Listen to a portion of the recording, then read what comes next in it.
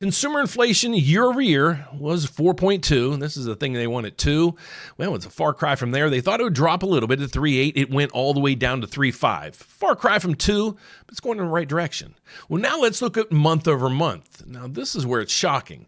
Last reading was up. It was almost up a half of 1%. They thought it would go a little negative. It went way negative. It's now minus 0.4. So about a 1% move in that. So that's the consumer inflation month over month. So year over year, if this keeps going that way, we're going to have a good consumer inflation number. But now here's the interesting thing is, if we take out the energy prices in our inflation numbers, here's what you're going to see.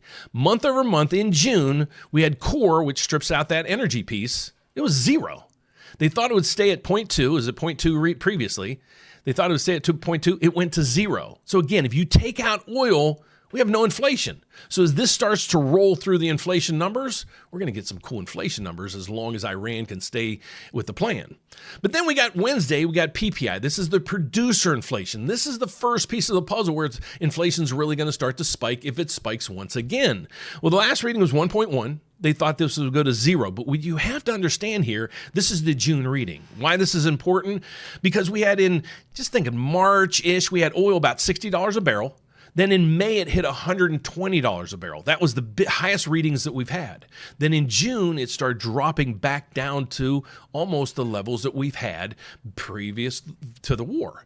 So now this PPI number, what's it going to show? Well, if we're going to show numbers on the producer side, this is where the inflation is really going to start at. So we'll pay attention to tomorrow's numbers. And if these come in as cool as today's numbers, you're going to see the markets rally as well.